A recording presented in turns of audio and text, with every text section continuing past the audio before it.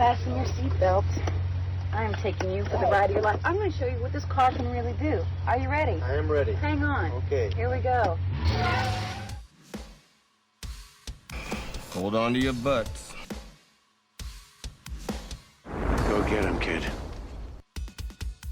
It might be a tumor. It's not a tumor. Not a tumor at all. F. You're going to ask me. So you can go ahead and ask me what you're going to ask me. And my natural response could be to get offended. Hey, want to hear the most annoying sound in the world?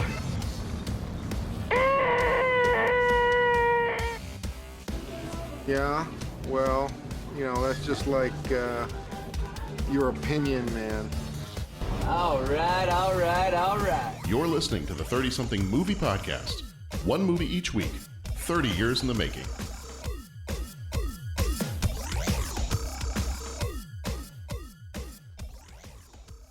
Patrick. It's a Sean Connery movie, Patrick. I'm not doing the accent, John. You should. I'm not going to do it. I'm not going to do it. One quote only. Nope, not going to do it. I failed miserably the one time. I will not relive that. Do it fun. again. The day is mine. That's a different Sean Connery. I'll take swords. That's S words, Mr. Connery. Oh, Patrick. It's a 30-something. I don't know if you know where you are. It's a 30-something movie podcast. Is that where you intended to be? This is where I intended to be, John. That's excellent. It is I think most I did excellent. too. I think I stumbled in here, but I think this is where I'm meant to be. Yes. So, how are you doing? I'm doing good, John. I'm fine. I'm fine. I'm fine. I'm fine. Where is it? Here it is. Fine. Mm-hmm. Someone actually made that reference about our co-host Dennis the other day. Oh, did they really? He was trying to lead an activity. We were coaching and he was trying to get, and like the kids were like sort of not getting it. And he was just like, what? And then one of our other coaches says, have you ever seen that Friends episode with Ross? I'm fine. That's kind of how Dennis is right now. And I'm like, oh my gosh, that is hilarious. So we are well aware of the Ross Fine reference. Mm-hmm. Yes. That's awesome. I'm fine. Yes. Totally fine. Totally fine. It's like what is it, like the second week of school now? Maybe. I don't know what has happened to time so we'll pull back the curtain a little bit for our folks that are not necessarily Patreon subscribers.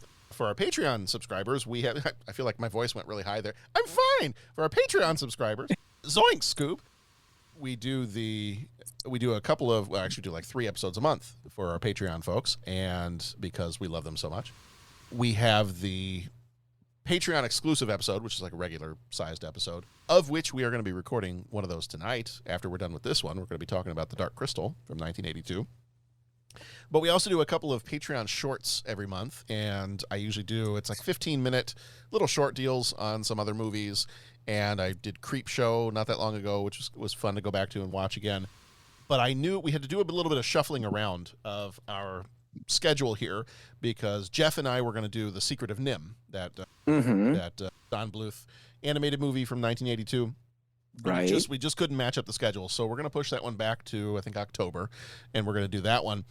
But I'm like, I got to get something to fill the slot here for the second Patreon short.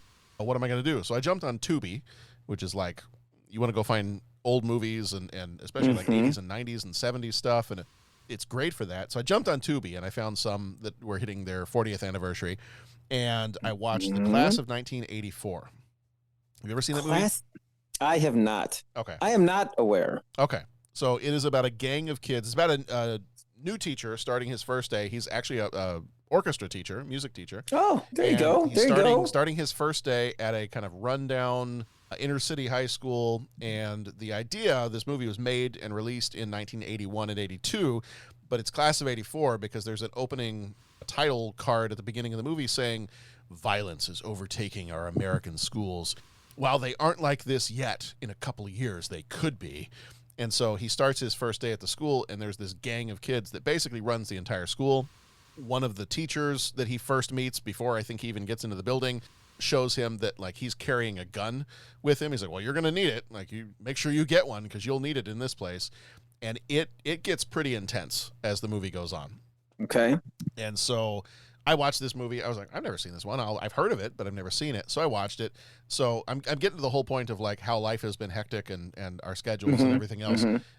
So I watched it and I'm like, I don't know when I'm going to have time to record this, because this one day, like, I got to take one of the kids here. My wife has got to take the other kid here. And then like, I got to fix dinner. And then I've got this meeting over here. And then we're recording our podcast here. And then like, I'm looking at the calendar and there's like no empty spaces anywhere on the calendar. And most of the work days lately, like usually I might try to record something during my lunch break or something like that. And the lunch breaks have not been conducive to doing anything other than like maybe chowing down on some leftover steak in the car or something like that. So basically what I did the other night was I got home and I had some salmon I was going to be cooking on the grill. And I'm like, you know what? I've got these new kind of like little portable mic deal, or I can just use my phone with my AirPods. I got to get this episode out, so let me just do it. So I did. I like popped in my AirPods, and the audio quality was so-so, and I already apologized to our Patreon friends for that. But so basically, the Patreon short for Class of 1984 was me recording it while I'm grilling salmon on the grill. Nice. So I'm like, I truly turned it into the 30-something food podcast, because I was making food while recording a podcast. Well, and that was kind of what we started about. Like, that's kind of like the coming full circle. I know. I should have played mariachi music while I did it. I know what you're saying. I did when I wasn't recording. I did have Jimmy Buffett on, but you know, I should have pulled the mariachi music to really go back to our first episode. Right. It is what it is, Pat. I feel like I'm using that phrase a lot lately. It is what it is. Yeah, that's all. That's it, man. People's is people's. People's is people's, and you know, you find more and more people just wanting to get angry about stuff. Yeah, and it's like I don't know what to tell you. Like, that's out of my control. You know, I mean, I don't know what else to tell you. Pat, it doesn't do any good to get mad. Right. My motto is don't get mad, get even keeled. Yeah, exactly. So that's where I'm at right now. Patrick, we spoil things around here, so I'm warning you right now. Yes. I mean, you've seen the movie, but I'm just warning you. We're going to spoil stuff as we talk. Have you been to our website lately? You know what? I got to be honest. I have not been to our website lately. Okay. That's all right. Well, you're a host of the show, so I have failed the podcast. No, this is not like I'm a host, so I kind of. This is not like a Green Arrow thing. Like, I'm not going to hunt you down until you failed this podcast. Right. I know, but why don't you fill me in on what I'm missing? What am I and our listeners that are not going to the website? What are they missing? They should go to the website. There's a lot of good stuff there. They're missing actually quite a few things. Like, that's a easy place. Like, one of the things about our website is we try to make it as easy as possible. If you want to leave us a voicemail, we kind of ditched, I mean, we still have it, but we kind of ditched the old voicemail line. There is a button right on our website. Now, this little microphone-shaped button that should be in, like, the bottom corner of it. If you're looking on a computer or tablet or phone, it might be in a slightly different spot.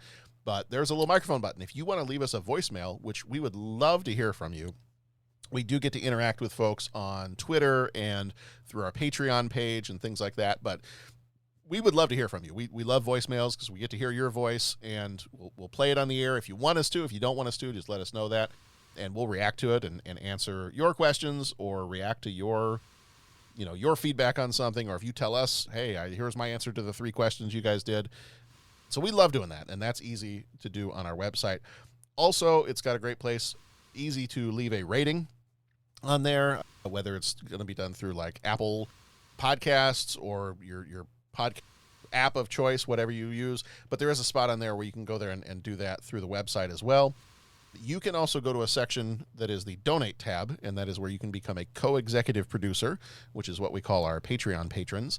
And that's where you get all that bonus content that we were talking about just a minute ago, as well as there are some other tiered options there for ways that you can interact with the show or come on the show or whatever you'd like to do. So anybody who goes on to Patreon at any amount, even like just $1 a month, for less than the cost of a cup of coffee a month, you could probably feed some children and get bonus content on a podcast. Exactly. So exactly. That's awesome sauce. I should get like Sally Struthers to come on here and do that part, but no. I'm gonna have to find some other celebrity. I don't know. Yeah, I know. Do we want to make it like the Sally Struthers? Isn't that the Save the Animals one? Was it? I thought that maybe that was one of the Save the Children ones. Was it Save the What was the one with the animals? And it just, Well, there was Sarah McLachlan had the really sad dog eyes and the God, that's the one I'm thinking of. Oh my gosh, that one. I'm not even. Yeah, we can't. That's just going to bring it all down. We just can't be having that. Yeah, I'm not going to even try to sing that because number one, it's probably copyright infringement. Number two, it's morally wrong for me to even try to sing. Right. So right. You agreed with that real fast. I think it's just morally wrong for any of us to go there. Okay. To be honest with you. All right. Do you think it's morally wrong to try a Sean Connery impersonation? I just think that's. You're not going to do it. It is for me. I'm not going to do it. Go back and. If I call you Money, go Patrick, back and. If I call you Money, Patrick, would you do it?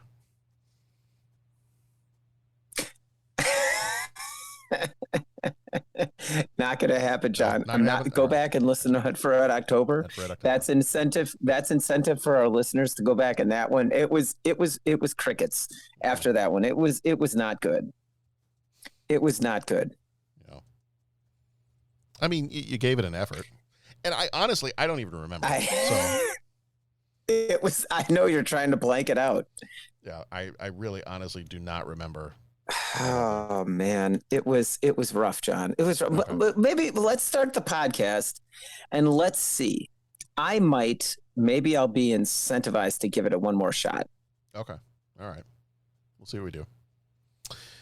All right. Before we jump into the movie, we do have, this is our first movie of this month. So believe it or not, this is our first, I'm looking at the year. I'm looking at the calendar of all of our movies and everything else. And we have flown through 2022. And so basically we're in September now. We're here. We've arrived. This is what we're calling our Staying Alive month. So the theme of our movies has something to do with staying alive or surviving or health or something like that. So our first episode this month is the 1992 movie Medicine Man with Lorraine Bracco and Sean Connery. Sir Sean Connery. He was knighted, so he is Sir Sean. Try saying that in a Sean Connery accent. Sir Sean. Sir Sean. Sir Sean. Which I believe was a character in Deep Space Nine. Was it not? Sir Sean? I don't know. I'm just making that up. Oh, okay. I was going to say, it sounds like it could be. It kind of sounds like a Star Trek character, so. Yeah. So anyway, since this is our first episode of this month, at the beginning of each month, we always do a little time travel. We go back in time right. We go back in time to this month in 1992. So let's hop in the DeLorean, fire up the flux capacitor, make sure it's fluxing as it should be, and we're going to go back to September of 1992. Oh, man. When this baby hits 88 miles per hour, you're gonna see some serious.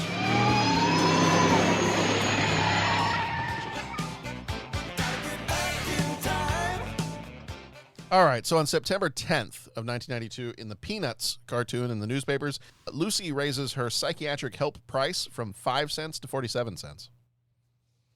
Oh. Inflation. Okay. Inflation, Pat. I wonder what it would be now. Yeah, I don't know. She's probably charging a couple $100, I'm guessing. It's probably a couple $100. Yeah, I bet. September 12th, Mae Jemison is the first African-American woman to go into space aboard the Endeavour. Yes. September 25th, Gregory Kinsley, age 12, wins the right to divorce his parents and live with his foster parents. He changes his name to Sean Russ. Do you remember that happening?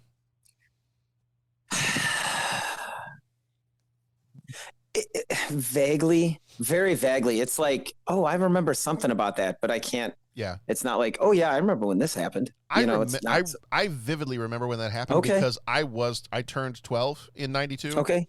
So I was about the same age. And not that I'm sitting there going, aha, the day is mine. I could now divorce my parents. And not that, but then it was like one more thing that when I got mad at my mom and dad, I'm like, well, you know what? I'll just divorce you. Yeah. They're like, yeah, okay, whatever. The moment you don't get dinner on time, you're going to come back. Yes. So that divorce thing. Yeah, that's that's just funny to me. But I remember that. I remember like, ooh, this kid divorced his parents. I'll keep that in my back pocket. No, you won't. Yeah. Yeah. No, not really. Not at all. Oh man. Births. September 16th. Nick Jonas, American singer, actor, and producer from the Jonas Brothers, is born in Dallas, Texas. There you go. A lot of really great people born in Dallas, Texas. Yeah, man. There you go. Texas. Mentioning for a friend, Yeah, I got this friend. Yeah. This one's a little bit more problematic. September 30th, Ezra Miller, American actor who was in Fantastic Beasts, was the Flash in Justice League. They are born in Wyckoff, New Jersey. I say problematic. Did you hear about all the legal troubles that Ezra Miller is having? Yeah, just one or two. Yes. Yes, I have. Yes. So they are having a bit of difficulty, and from everything I've heard, I hope that they are, I think they have been already, but I hope that they are apprehended and get the help that they need and maybe spend a little bit of time in jail. Yeah. Yeah. Yes. Yeah. But still release the Flash movie because That's right. I would like to see it. Like I would like for the proceeds instead of Ezra Miller getting paid for the Flash movie, I'd like the proceeds to go to some charity or something. But I still want to see the movie because, spoiler alert, here we go. Michael Keaton is going to show up in it as Batman. Yeah. So I still very much want to see that. And I believe there's going to be a new Supergirl in that movie as well. Right. So it's going to be like time travel, parallel Earth, multiverse hopping kind of stuff. So just still bring the movie out. Don't cancel the movie, but just don't pay Ezra Miller. Yeah, there's a middle ground that we can win. Right. Mm-hmm. Deaths. I had September 12th. Anthony Perkins from Psycho. Oh. He was an American actor and singer. Dies from AIDS at the age of 60. Okay. Top there sports in 92, September 92, September 19th. Barry Bonds joins Willie Mays, Howard Johnson, and Ron Gant as having 2 30 home run, 30 steal MLB seasons. Okay. I remember that. Top books for September of 92 were Gerald's Game by Stephen King, Where is Joe Merchant by Jimmy Buffett, and The Pelican Brief by John Grisham. Oh, okay.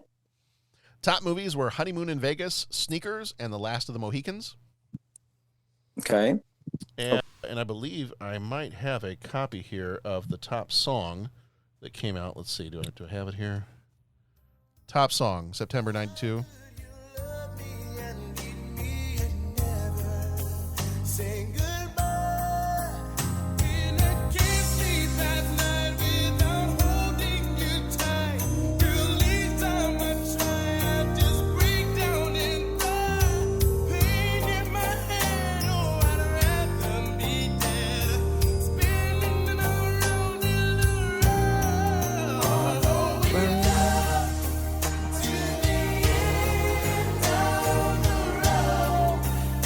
Still, I can't let go, Pat.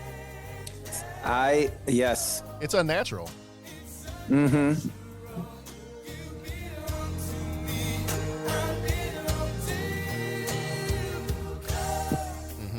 That is End of the Road by Boyz II Men. That was the top song in September of 92. Right. Oh. Right. All right. Are we ready to take our medicine, Pat? John, it's time to take our medicine. Let's take our medicine. All right. So our movie this time around, this section of the podcast is called Trivia Pursuits. We'll give you a little bit of information on the movie, a little bit of trivia, and then we'll get into talking some of the major moments of the movie. So this one is Medicine Man. It came out on the 7th of February, 1992, rated PG-13. Runtime of 1 hour, 46 minutes, directed by John McTiernan, who also did Die Hard and Predator. Mm-hmm. Very much the jungle movie kind of guy here. Yeah, he has that thing down. Mm-hmm. You imagine if Sean Connery, like I'm thinking of like replacing John McClane and Arnold Schwarzenegger's character with Sean Connery. I think that'd be awesome. Put Sean Connery in Die Hard.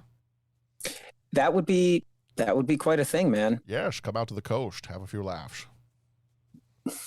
I'm not gonna do it yet. I'm not wound up. No, you're not gonna do it? Okay. Yeah, I can't. Oh boy. Come on, kill me. Do it. See, you're so good at it. It just You're one ugly mother. What?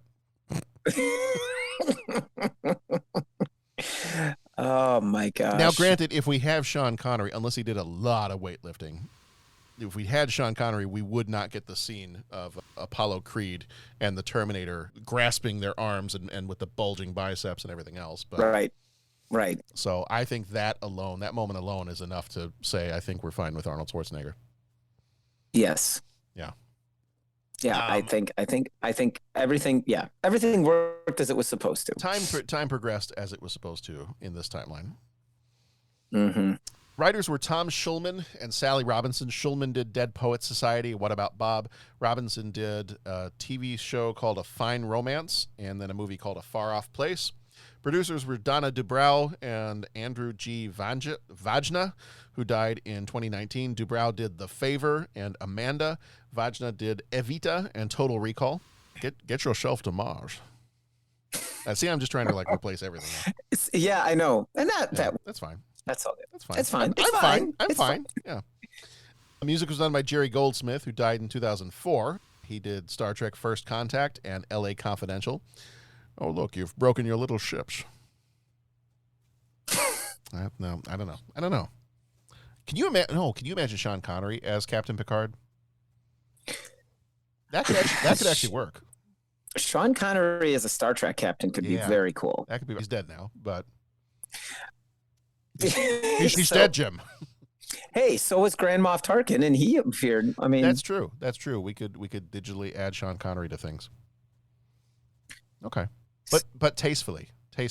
Yes, tastefully done. One scene only, please. Mm-hmm. Yeah. Let's see. Cinematography was done by Donald McAlpine, who did Moulin Rouge and Predator. Editor was Michael R. Miller, who did Raising Arizona and Miller's Crossing. Budget was $40 million. Box office $45 million. So it did not make back. I mean, it made back its budget, but not by a whole lot. Flickmetrics gives us a 49%, and CinemaScore gives it a B+. Okay. This is starring Sean Connery, who died in 2020. He played Dr. Robert Campbell. He was in the James Bond movies, The Untouchables, The Rock.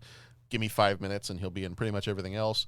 Lorraine Bracco played Dr. Ray Crane. She was in Goodfellas and The Sopranos. Jose Wilker, who died in 2014, played Dr. Miguel Ornega. He was in a TV show called Her Own Destiny and another one called The Man in the Black Cape. Jose Lavat, who died in 2018, was the government man. He was in The Harvest and a movie called El Aviso Inoportuno. Some quick trivia I've got for us here. So Sean Connery's hairstyle is actually based on Jerry Goldsmith, the composer's hair. Nice. I heard that. That's very cool. So Jerry Goldsmith, I guess is rocking the ponytail regularly, and he and Sean Connery met somewhere, and Connery was like, I want your hair. And Goldsmith was like, it's mine. You can't have it.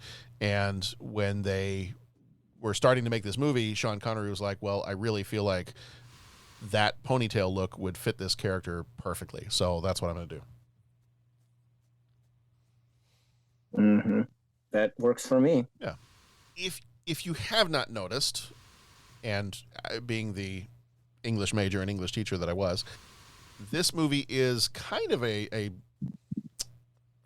not going to say a remake. It's kind of a different take on the novel by Joseph Conrad called Heart of Darkness. Did you ever have to read that in school? Yes. Yeah. Okay. So like the whole idea of like going into the wilderness, this is Apocalypse Now is based off of that. Right. Though I was definitely, yeah. I remember in school when we read it, we watched Apocalypse Now. We kind of did a study on both of them. Yeah. Oh yeah. So in certain ways, this is kind of a little bit of a tribute to the story of Heart of Darkness. So you've got the same kind of idea of going into the jungle, and kind of there's a sense that Dr. Campbell is maybe gone native, for lack of a better term, and has maybe kind of lost his mind a little bit, and is not the man that he was before. So that could be seen as being kind of a take on this movie. Okay. When this movie premiered at the El Capitan Theater, it was #1 at the box office the opening weekend. It was bumped out of the top spot the next weekend by Wayne's World, which we just did 2 weeks ago. All right. Yeah, there you go. And let's see how you feel about this. This may come up in conversation later on too, but Lorraine Bracco was nominated for a Razzie Award for her performance in this film. Did her performance bother you?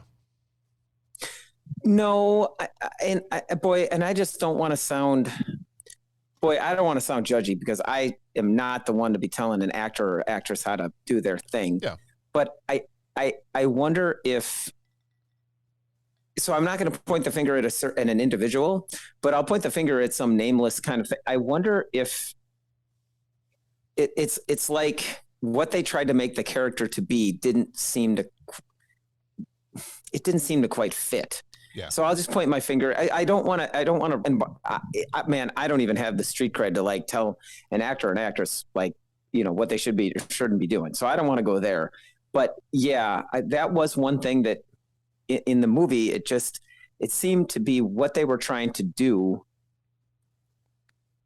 They were asking her to go in a direction that didn't seem to flow with the movie. I think if she would have gone in another, like, I think she has the chops to be able to, but I just think they kind of went in the wrong direction with it. Yeah. And we'll talk about this more a little bit later, but there were moments where I'll talk more about her performance and other stuff later when we get to that point. But the one thing I will say is, and this is a little bit of I'm going to be stereotyping here just a little bit. There is something to be said for, and I know that her accent and everything, that she's supposed to be from the Bronx, and that explained her accent and all that.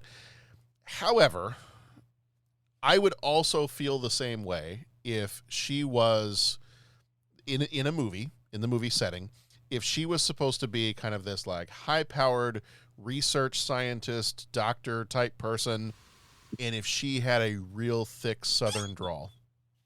Mm-hmm. Mm-hmm. That does not mean that Southern people can't be doctors. Like, I'm from Texas. I used to have a very, very thick accent. However, in a movie,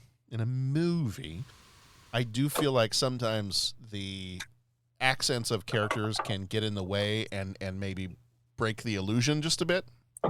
Yeah. I used to have one of the CDs of Jeff Foxworthy's stand-up routine. One of his stand-up specials that he did.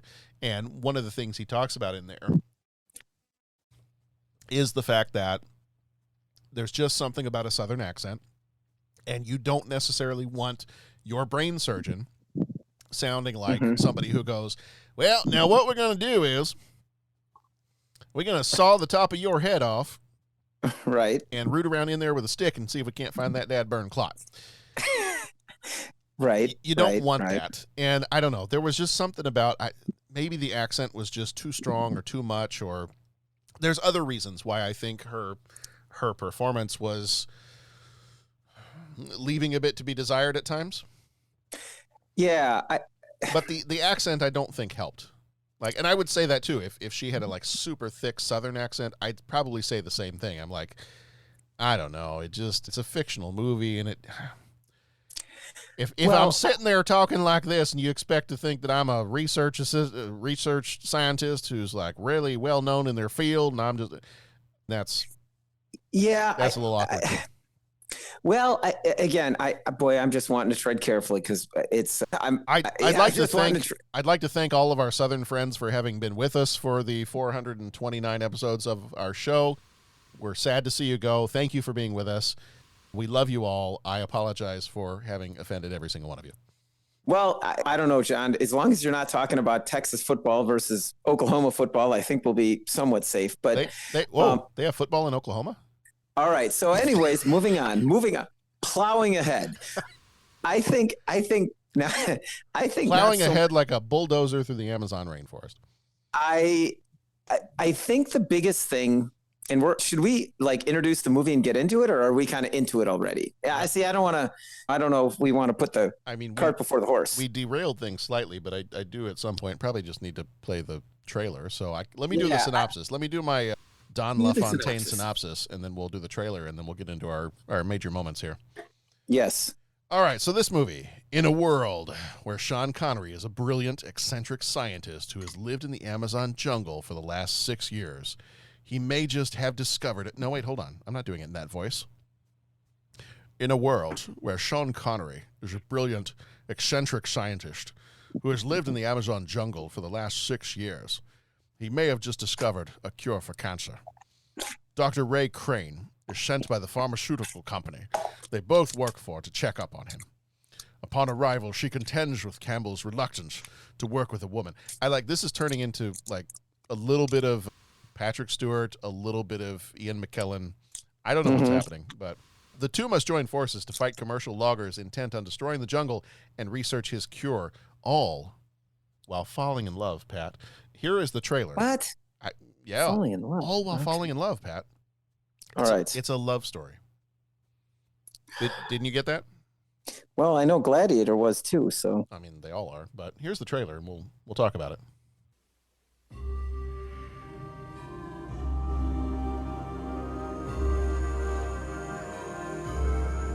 Robert Campbell has gone deep into the Amazon rainforest, into a world of astonishing beauty, a land of ancient mystery, where he's made an amazing discovery. What is it you think you've got? I don't think. I know. You found the cure for cancer, and all you can say is, I know? There's just one problem. You did what? I've lost it. Haven't you ever lost anything? Your purse, your car keys? Well, it's rather like that. Now you have it, now you don't. A miracle without proof is only a miracle. Now they must rediscover that miracle. None of the new samples work. Before it all disappears. We need help. Don't you presume to tell me how to follow up.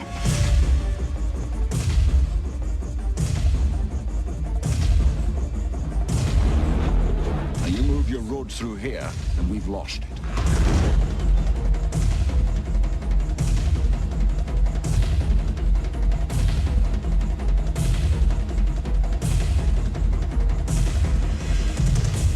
Hollywood Pictures presents Sean Connery and Lorraine Bracco in a John McTiernan film, Medicine Man.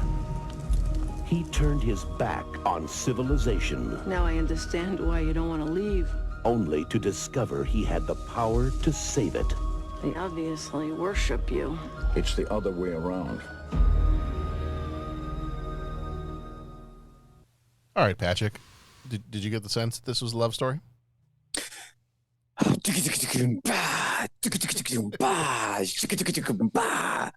Well, sure. I mean, it's a love story, Pat. I've also been called out because I thought Die Hard was one of the greatest relationship movies of all time. So who told you it wasn't? Well, you know what? No. I shouldn't take that back. I was not called out, but I was humorously pointed out, like, dude, that is awesome. Die Hard's a great relationship movie, and Blues Brothers is a musical.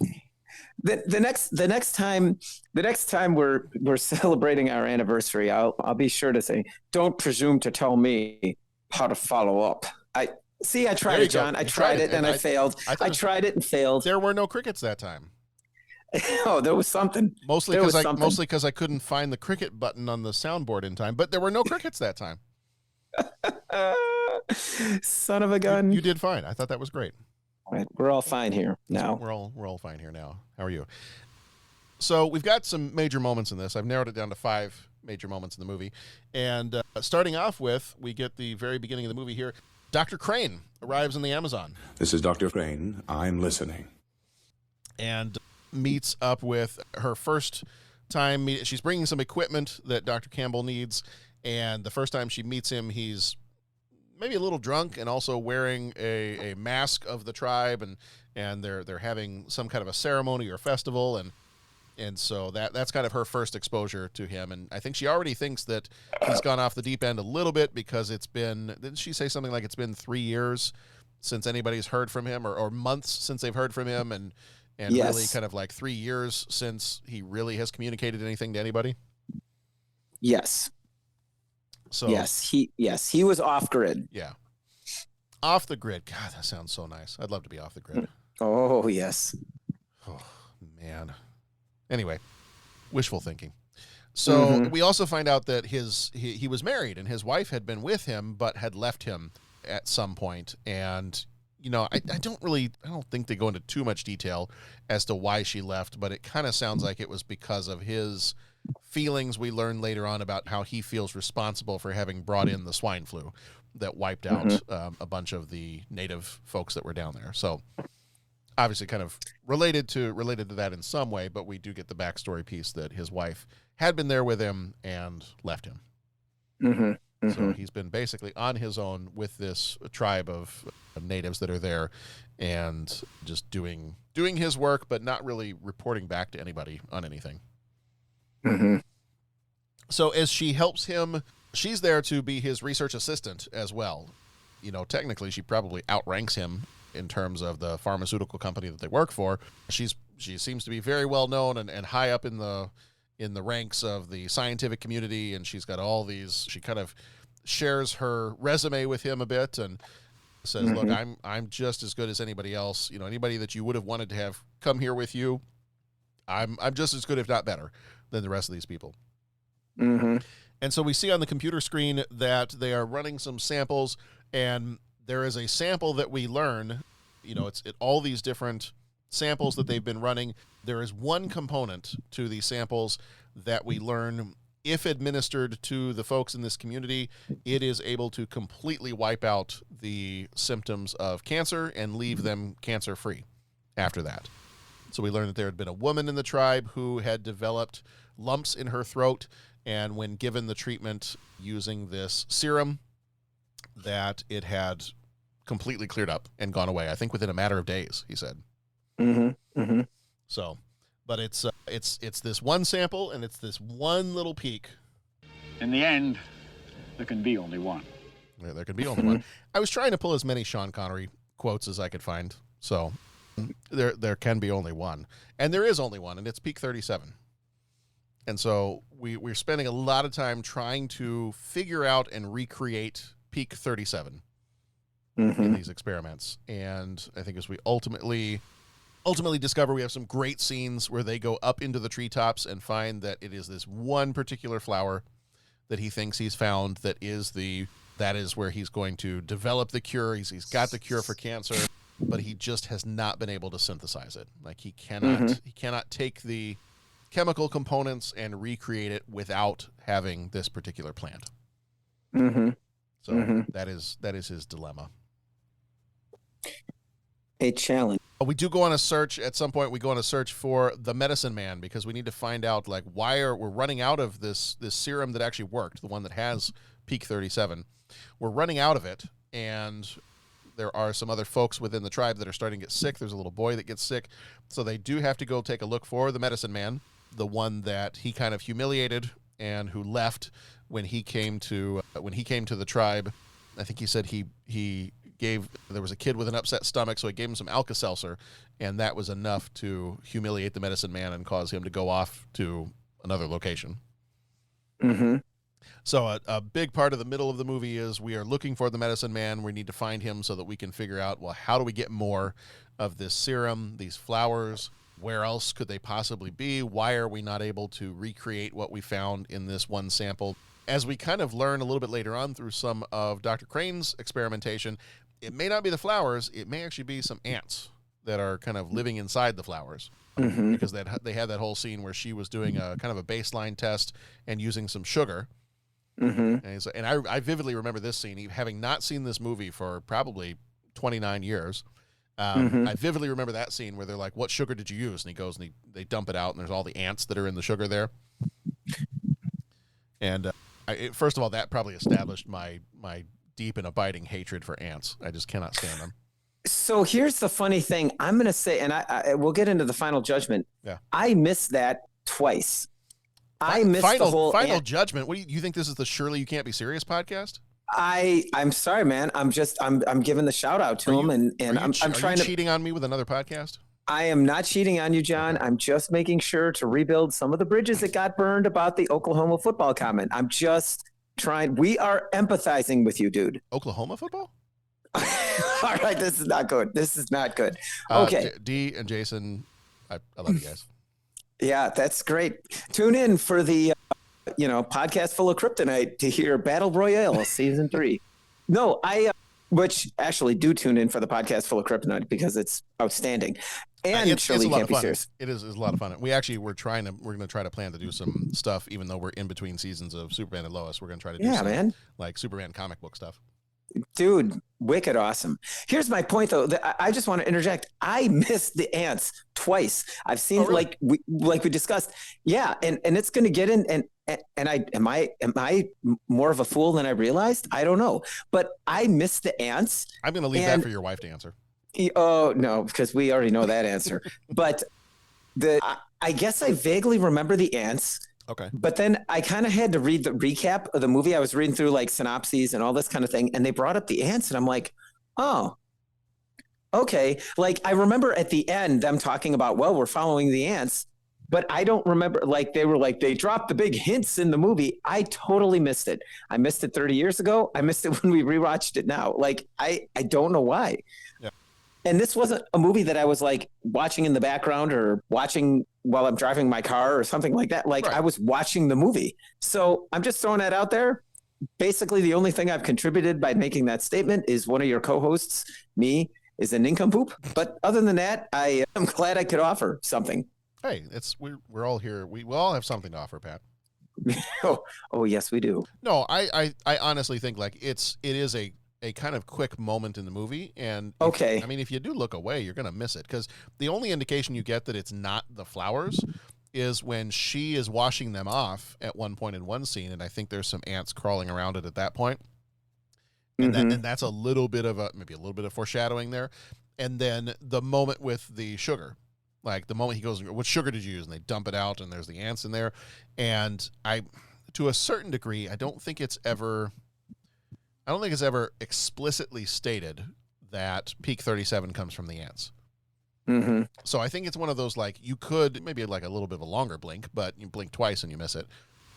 But yeah, it's not, I wouldn't fault you for feeling like you missed that. And you're like, oh man, I'm an idiot for missing that. I don't think so. I think those moments happen pretty quick. Yeah. And just because we're talking about this as a major moment, I was thinking of, okay, what other movies kind of had like a hint like that? And this is a total like outside left, coming out of left field type deal. But okay, spoilers for Harry Potter. Anybody that hasn't read Harry Potter or watched the Harry Potter movies, turn off now. Okay, enough of a spoiler warning. Chamber of Secrets, Harry Potter, there's a little situation where they got spiders. And throughout the movie and throughout the book, they're always referencing like a line of spiders walking away or a line, you know what I'm saying? Yeah. And they drop those clues, but it's not like a hit you over the head, like, oh, hey, look, there's spiders and there's a big reveal. They drop, oh, well, it's just something they notice. Then they bring it back as the noticing. Then they expand it a little bit more. Like the way they did that, it was more obvious to the audience, like, hey, there's a clue here. Chekhov's spiders are crawling around. I mean, it's like it was there. And then when they pay it off at the end, it kind of like makes sense. Maybe it's me, maybe it's the movie, but that was one thing I struggled with. I was like, okay, where are the hints kind of building this up to the big reveal? Yeah. Do you know what I'm saying? Yeah. And in fact, this gets into the our deeper thoughts, but it's like, that was something I struggled with it when I saw it 30 years ago. I was like, okay, well, I didn't see it as a big reveal. I just missed it. This time I watched it, I picked up on the ants, but it was kind of like it's just kind of coming out of nowhere because I missed all those clues. So, if I'm as much of a dunce as I think I am, well, then I guess the movie probably doesn't need to make those clues more obvious. But if I'm not as much of a dunce as I think I am, then maybe they could have brought that up a little bit more just to kind of have a little bit more build for the audience. Yeah. I don't know. Just my thoughts on them. That's okay. On the ants. To quote T.S. Eliot, I think that the big reveal came not with a bang, but with a whimper. Okay.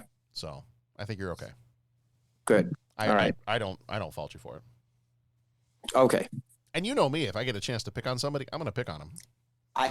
Yeah, I think your comments about the football teams have maybe done that already. I wasn't even going to do that. I was going to say the whole wax on, wax off thing with Bo. Poor Bo's not even here. Why are you picking on the poor guys with the Oklahoma football stuff? Like, why? I'm not. Haven't they dealt with enough? See, it's never ending, John. It's never ending. It doesn't need to be this way. I mean that Oklahoma has a lot of tornadoes. I don't know why you think I'm tying this back to football. All right, man. I'm just going to sit over here in my corner of the podcast. Okay. And wait for the messages from our good friends to roll in. That's okay. all I'm saying. All right. I've got like maybe a week before this gets published. So we've got some time. Steel yourself because we'll be ready. Basically, all roads lead to deforestation. Here at the end of the movie, and ultimately there's a fight scene. There's some explosions. There's this is where John McTiernan pulls out his Die Hard stuff, and so we have a confrontation. There's the hint that it's coming because the smoke. They can see the smoke of the road being cleared out through the rainforest, and it's getting closer and getting closer throughout the movie, and then ultimately we do have that. He does confront when they're kind of realizing that it's upon the village, like it's going faster than they thought, and he does try to confront them and stop them, and there's a fight and there's explosions and all that, and then that's kind of where everything ends. Is the village is completely destroyed and all of their work is pretty much eradicated, and they have decided at this point that they're gonna kind of go deeper into the jungle, follow the tribe to wherever they go next, and they'll just continue their work and their research. And that brings us to the end of the movie. Dear end of the line. Pat, did we miss any major moments we need to talk about before we talk a little bit more deep thoughts? No, deep thoughts time, my friend. Okay. All right. It is now time for deep thoughts. And now, deep thoughts.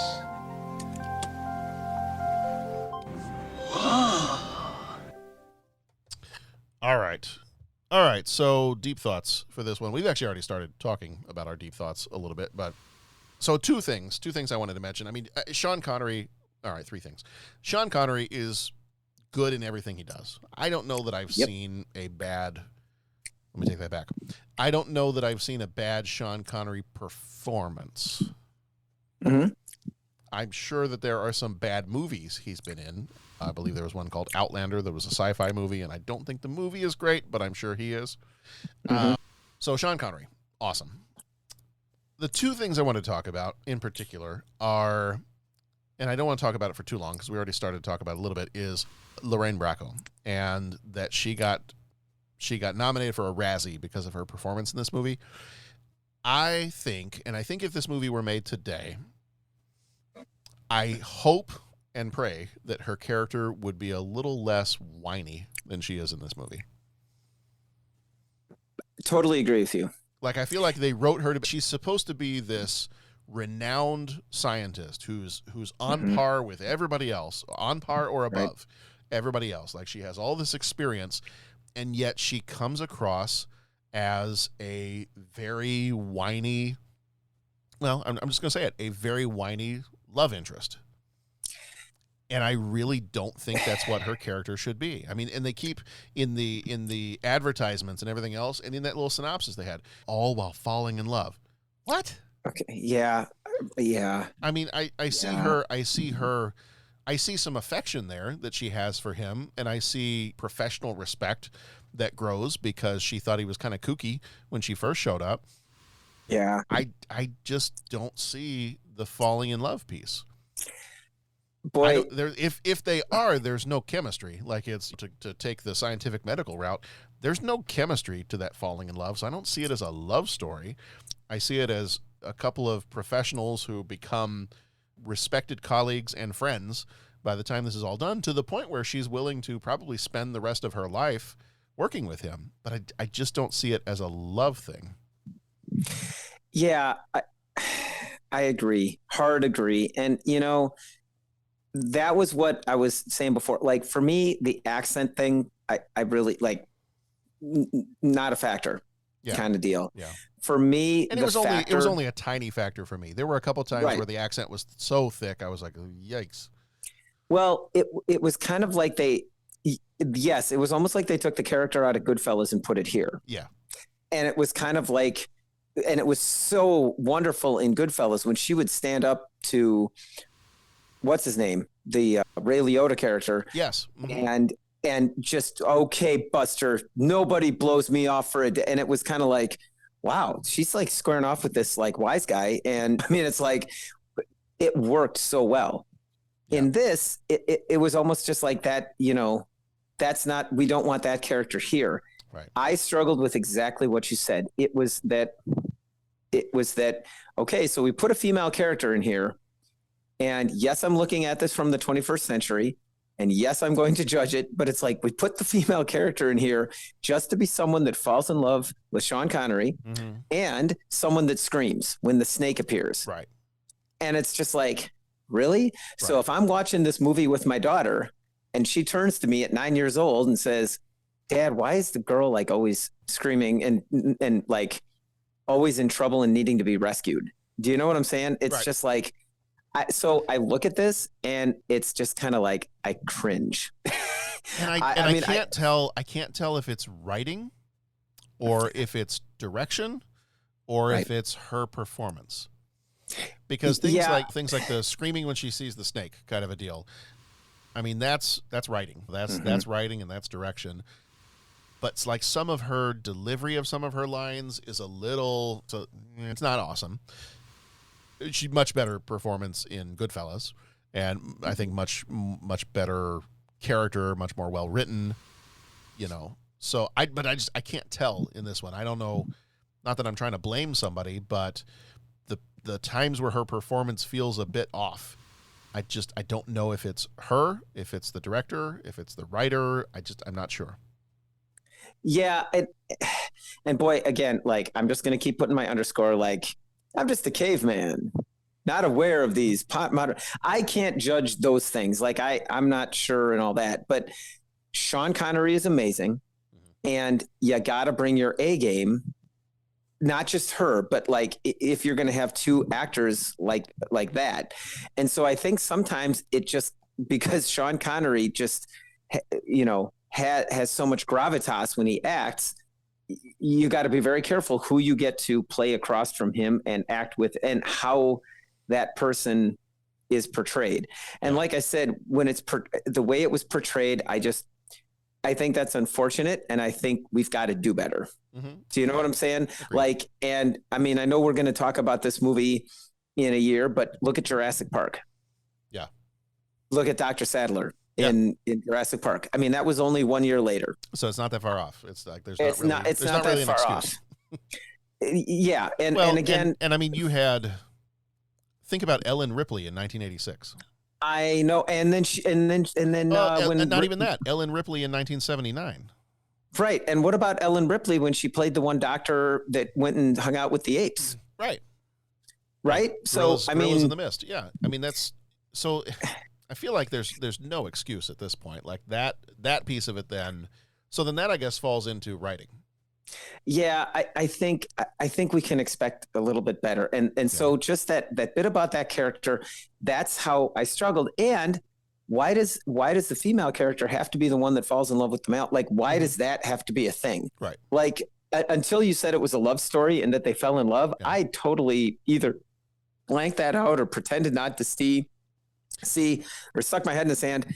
Like what? Why? No, it was there was a scene that you missed, Pat. It was when they dumped out the sugar bowl and there were all the ants in it. As they were reaching for the ants, their hands touched. Okay. It was all in that scene, and then they looked at each other, and it was all in that. So you must have gone to the bathroom during that scene.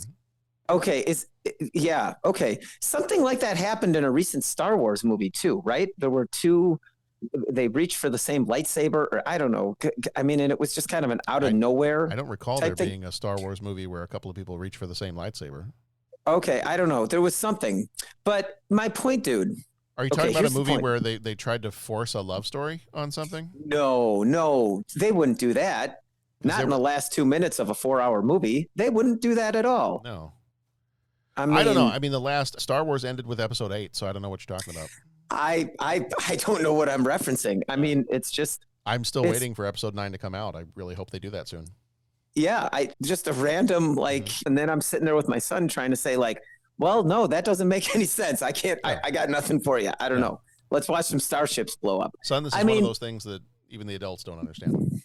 Yeah. So bringing it back, I just, that was a struggle in this movie, watching that and seeing that character, and it was the female character, and as opposed to making her an equal, it was like the out of depth kind of, and it was just, come on. We really need to be better. Yeah. And I mean, make her struggle with the snakes and the animals and like, okay, the brand new boots that you need an owner's manual. Okay. Make him struggling with his past and really play up the idea that when he was talking to the medicine man, like he couldn't do that. She had to be the one to do that. You know what I'm saying? Right. I mean, really, that whole idea, well, needs of the many, needs of the few. He wanted to rescue the kid. She didn't. Hey, we can save civilization as opposed to one kid. Like, make that the struggle. Make the movie about that. Holy buckets. That'd be an incredible story. And but there instead was that, there was that really impactful line where he's like, "One kid only, please." Yeah, that's right. But do you get what I'm saying? Like, there were so many opportunities with this movie that they could really, within the landscape of slash and burn of the Amazon rainforest, bad, which was really hitting it in this time period. Yeah. You could have had some really interesting things focused on, but it's like, okay, but you're going to have like a love story and right. And I'm sorry, but like the Hollywood trope of the leading man is old enough to be your father. Mm-hmm.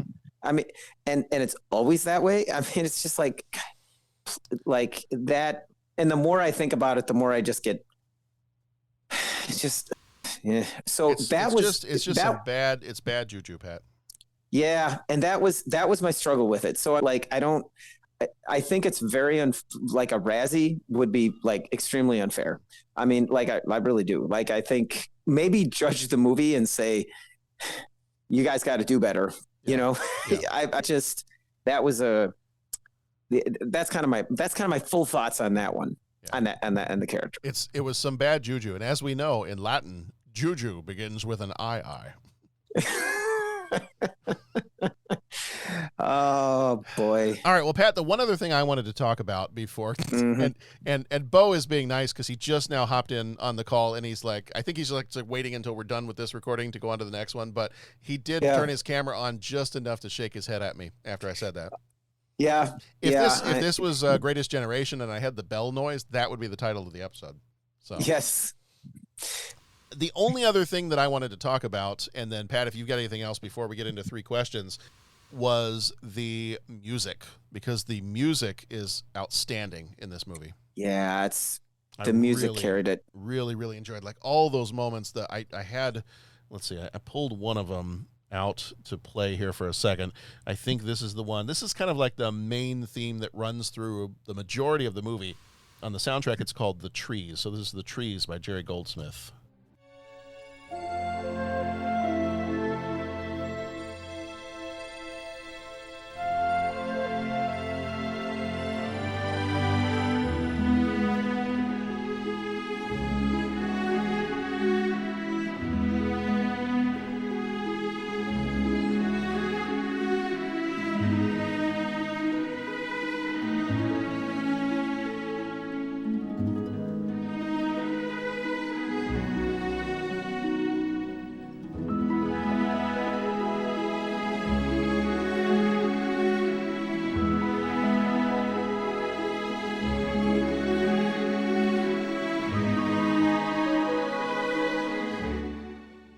The only problem is it's so beautiful. I think I broke copyright law by letting it play for that long. But let it play, man. Let the music play. But I think I'm okay with it. Mm. Yeah, I mean, just looking back on Jerry Goldsmith's career and the soundtracks that he did, I can hear little bits of different ones that I know from the past. Like I can hear a little bit of some of the kind of the childlike tune from Poltergeist. I can hear a little bit from his Star Trek scores.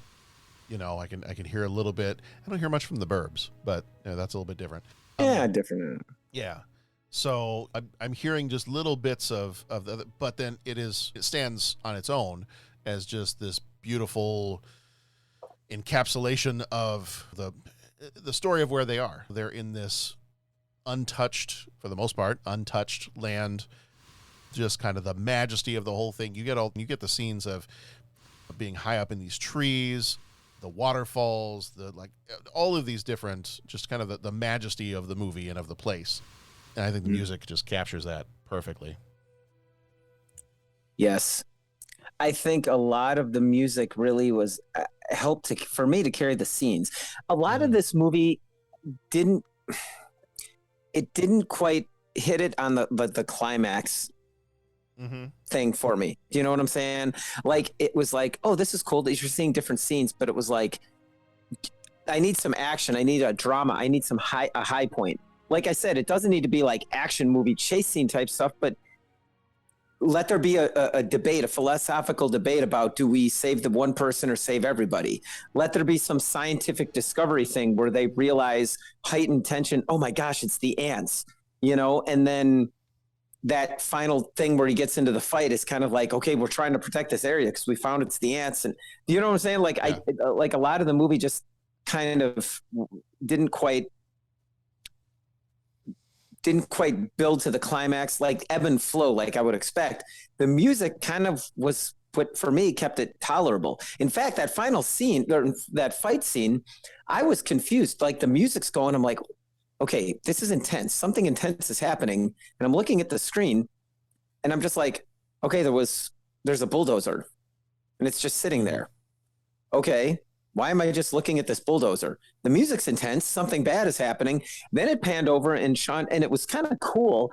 The fight with Sean Connery and those guys, the way they did the fight. But for the first, like, almost maybe 30 seconds, 45 seconds, minute, we're just looking at a bulldozer and a sunscape. And it was like, okay, I'm not sure what I'm looking at here. The music was what was telling me what was happening. So I agree. Like, I think the music really helped save it and keep the movie going. Yeah. All right. Pat, do you have anything else before we jump into 3 questions? I don't think so. Like I said, I really, easy to blame, faceless, nameless, the system. Like, nothing against Lorraine Bracco, because, I mean, great actress. The things I've seen her in, awesome. I just really didn't like her character's characterization. I think we need to do better. I think we need to expect better and expect more from characters and the way they write them and create them and all that kind of thing. So that's that. I thought it's an interesting movie. I wonder if the more I watch it, the more I'll like it. Because when at first, like I said, I want more. I want there to be more from it. But I remember when this came out and all that slash and burn stuff was like, boy, that was all over the news that this is happening and it's bad. And in lieu of recent events and everything, like I find it interesting. Through our discussion, I'm like, I think I might like this movie more if I just every year or every couple of years come back to it and see what we have to see. Yeah, I like it. It's got some warts, but, you know, overall, I enjoy it. You know, it's one that maybe in a few more years I might watch it again, but it won't be on a regular rotation. But it was funny to me, having only watched this once, roughly 29 years ago, how much of this movie I did remember. It was pretty well lodged in my brain. All right, I think it's time for 3 questions. He asks each traveler 5 questions. 3 questions. 3 questions. It's impossible to answer. Impossible because you don't know the answer. Nobody could answer that question. I want to ask you a bunch of questions. I want to have them answered immediately. What you just said is one of the most insanely idiotic things I have ever heard. At no point in your rambling, incoherent response were you even close to anything that could be considered a rational thought. Everyone in this room is now dumber for having listened to it. I award you no points, and may God have mercy on your soul. All right, question number 1. What movie character has rocked the best ponytail? Oh, man. Movie character. Okay, so and Bo, so I we know can- I know you were staying quiet to get in on the next recording, Bo, but feel free to jump in and do your 3 questions if you want. Okay. Okay. Hey, Hi, everybody. Bo. Hi, Bo. Hey, Bo. Hey, Pat. Hey, John. How are you? Good. Oh, we're grand. And this is movie character, not TV show. We're limiting it, right? I'll allow Yes. it. Oh. Do you want me to limit it? you're Would not- that make it easier for you? Yeah, it would. Okay. Yeah, it would. Just movie characters then. Because a later question says movie/TV. So yes, we'll stick to movie characters. Okay. So what do you got for me? Bo, do you want to go first? Sure. I've got Travolta from Pulp Fiction, Vincent Vega. I know they had to use extensions to make it look that beautiful, but still. It's all right. Solid. Yeah. It just talks about rocking the ponytail. It's not whether it's actual hair. Right. And believe me, I understand Pat's frustration. There are some solid runners-up in this category. Mm-hmm. Yeah. Yeah, there are.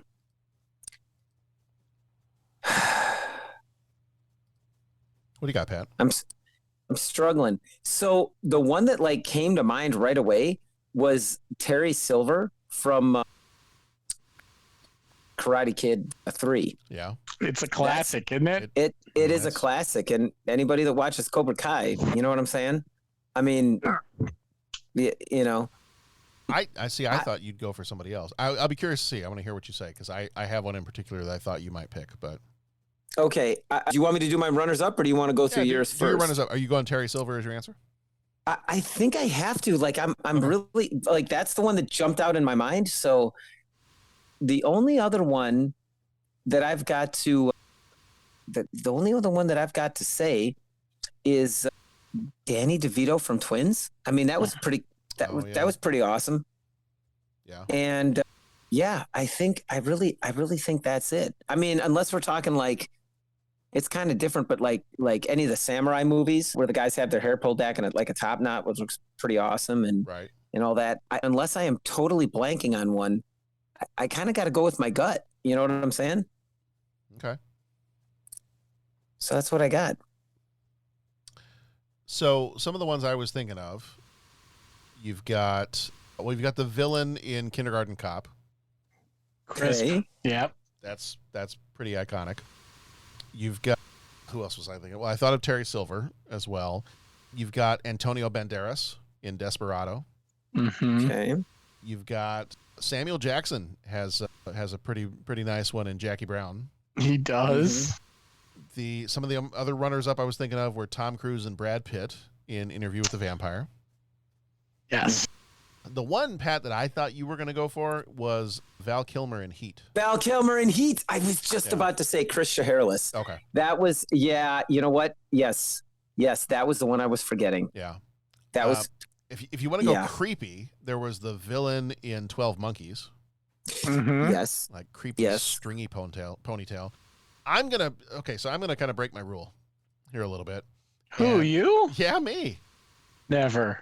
I'm going to break my rule, and I am only because I think I might want people to go Google some images of this movie and get in trouble at work for Googling images of this movie. I'm going to break my rule, and I'm not going to choose a movie character. I'm just going to say my answer is Sean Connery himself. Ah. And I'm going to give you some examples. I'm going to say this movie. Mm-hmm. I'm going to say Highlander. Mm-hmm. Because when he's Ramirez in Highlander, he's got a little bit of a ponytail going on there. But the one that I'm really going to, because I really just want people to tweet at me angrily because John, don't do it. I want them to Google search Sean Connery. No. In the movie Zardoz from 1974. Oh, no. Oh, John. So go Google that and then send me angry tweets and emails telling me that your HR department talked to you. And oh, no, John. Did you Google it, Pat? Well, I was aware before I Googled. You were aware? Yes. I was aware of what you were inflicting.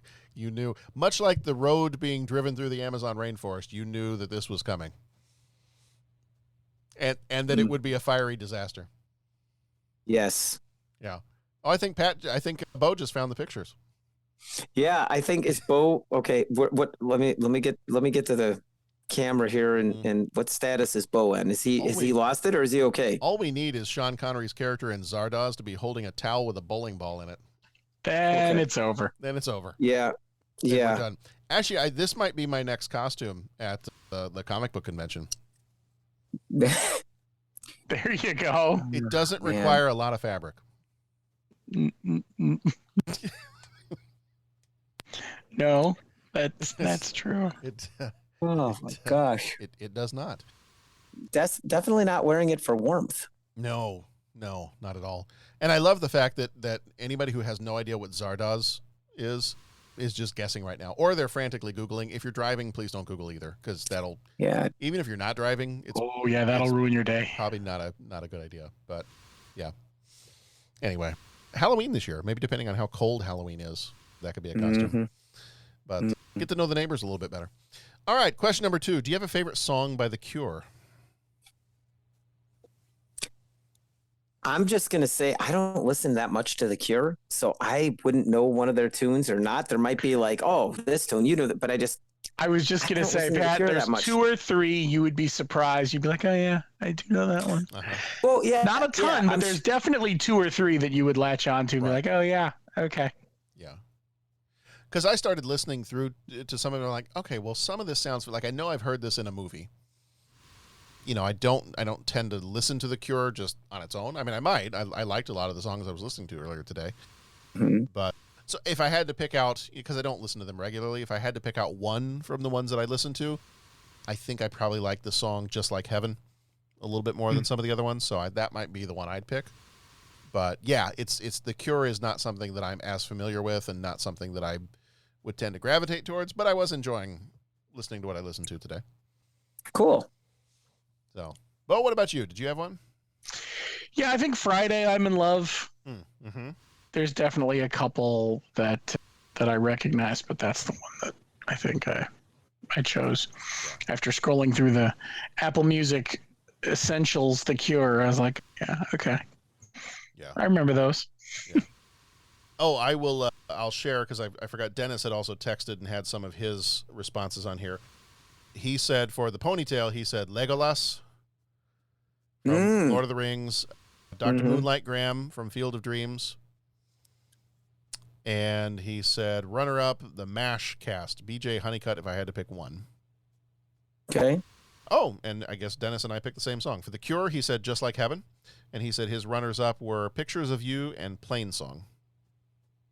Cool. So, all right, question 3. Who's your favorite movie/TV doctor? Does it have to be a medical doctor? Probably not, because my answers were not medical doctors to begin with. Oh, wait a minute. Jumping back, I just thought of something. Hang on. Yeah, go for it.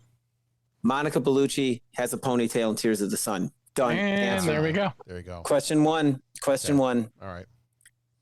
Sorry. Fair enough. I digress. Hold on. You digest? Okay. While you're answering question 3, I'm gonna Jennifer Connelly ponytail. Yeah. I'm sorry. There it is. That's the search right there. Go ahead. Please talk amongst yourselves. I'll give you a topic. Okay, John. We'll catch up with you next week. Thanks so much for hosting. The Holy Roman Empire was neither holy nor Roman nor an empire. Discuss. Oh man. So, Bo, who do you got for? I'm just checking out pictures from Tears of the Sun. What are we talking about again? Movie and I have TV no doctors. idea. Movie and TV doctors. Oh, yeah. Bones McCoy in any iteration you could choose. Yep. And shoot, I gotta look at my own text message. Is that bad? Oh, Dr. Richard Kimball. Yes. Mm-hmm. Because how can you go wrong? Mm-hmm.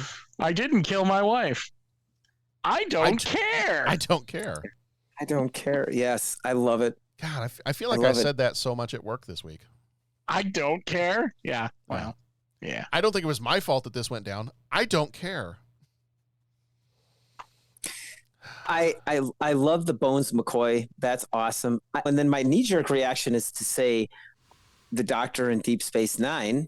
Yes. And he's awesome. I might have to go Voyager and just say Dr. Bashir. Dr. Bashir, but I might have to go Voyager and just say the Doctor, because the whole hologram and I just thought that was such an incredible character arc and study and philosophical kind of like discussion. Like as that show developed, okay, he's a hologram, but is he a real person? Is he a being? Like I just really thought that was cool. So I just really. And I just like how he was played. It was Picardo. What was his name? Yeah, Robert Picardo. Robert Picardo. Yeah. So, anyways, I might have to name him on that list. But let's see, I love Deep Space Nine, so I got to say Dr. Bashir as well. The one that I'm going to say is Dr. Pat, may I just say that I think even having just the fact that you included Dr. Bashir from Deep Space Nine, I think that choice is just golden. No. Nice. No? No. Is he not your number one?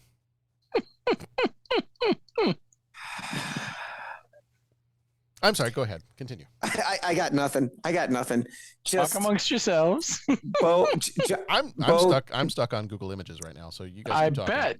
Just so you know, Bo, our illustrious host has probably alienated half of our viewer listenership and everything in the early parts of this episode. So we're on thin ice, if you catch my drift. Oklahoma's gone, Bo. The whole state of Oklahoma is just gone. Oh, well. The texts are going to be coming in a week from now. I'm telling you guys. I know. Anyways, I have to say Dr. Emmett L. Brown. Yes, played, sir. That was going to be one of my runners up. Oh, okay. And he's going to have to be my number, because as like growing up as a kid, like he was funny, he was crazy, but he was smart, resourceful, and whatever situation he was in, he could like, fix it and make it work. And I just, that'll have to be my number one. Yeah. Yep. I'm going to go with Doc Holliday. Nicely chosen. Tombstone. I have to go with that one. I did have Doc Brown as one of my other backups. The other one that I would like to go with is, I'm trying to remember what the actual character's name is from the movie. I almost wanted to also go with Steve Martin's character as the dentist in Little Shop of Horrors. Oh, yeah. Good choice. Or and here you go. This could be the ultimate choice of all. I didn't necessarily say they had to be medical doctors. I could go with Dr. Henry Indiana Jones Jr. Oh, very nice. Mm-hmm. I'm going to go with, I think I'm going to go with Doc Holliday. All right. That does it for our 3 questions. That's going to do it for this episode. If you have not gone to our website lately, go there. There's plenty of other ways you can interact with the show, get all of our past episodes and whatnot. Our next episode's coming up for this month. If you are not with us on Patreon, head over there. Any level of support on there gets you access to all the bonus episodes. We've got the Dark Crystal, our Patreon shorts this month, our Cat People, and Q, the Winged Serpent. All of these, I think all of those are on Tubi. So it's kind of fun to go like track down these old movies and find them.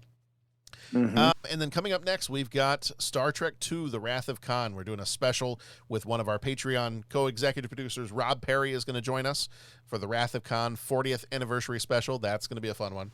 I will hazard a guess and say that probably will be a little bit longer episode, just knowing us. Mm-hmm.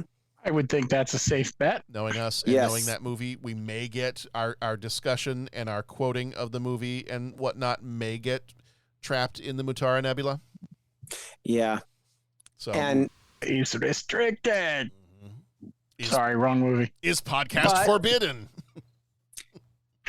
Should be anyway. It might be by the time we're done. And then after that, we've got Lorenzo's Oil, Forever Young, and Death Becomes Her. Then in October, our Patreon is The Last House on the Left from 1972. And then our Patreon shorts will be Airplane 2 and The Secret of Nim, both from 1982. Our regular episodes in October will be Bram Stoker's Dracula, Buffy the Vampire Slayer, Army of Darkness, and, dare I say it, one of the greatest movies of all time, Alien 3. Well, there went the other half of the listening audience. I was gonna say you are just knocking them down tonight, aren't you? How was work today, John? Oh, it was awesome, Pat. I'm fine. I'm fine. I'm fine. The beaches are open. Everything's fine. Everything's fine. Oh man. Oh we're all fine here, thanks. What do they call that? The scorched earth policy? Yes. Hey man, you know what? Sometimes the guy's got to draw a line in the sand. That's all we're doing. Everybody knows. That's all you're doing. Everybody knows I'm kidding. I'm totally kidding. I am not. I mean, there might be a little tiny bit. No, but I'm kidding. I kid because I care. I'm not. Shut up. Shut up. Wax on, wax off, boy.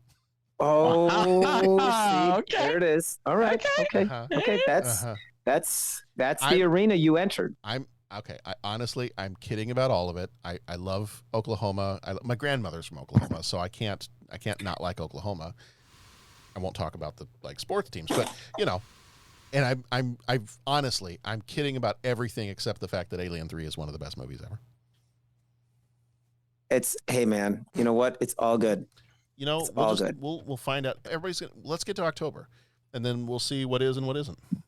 Yes. That's all I'm saying. Yep. That's all I'm saying. Yep. Well, we just have to remember to discuss what is first. Give Peace a chance and give David Fincher a chance, I think. So all I am saying. Exactly. Okay, Bo, so far you're the only person that hasn't sung on this episode, so it's your turn. Nope. You don't want that. I don't want that. Post-COVID me can't handle it, so no, not doing it. It's the same thing Pat said about his Sean Connery impersonation. Oh, that I'll do. There we go. Your Canadian punch. I was saying, Joe, I cannot wait for Star Trek 2. I still get goosebumps and chills when I hear Leonard Nimoy say, "Now entering the Mutara Nebula." Yep. That was like a perfect line read. That's all I'm saying. Yep. All right, everybody. Be excellent with each other. Go watch some good movies. And we'll see you back here next time.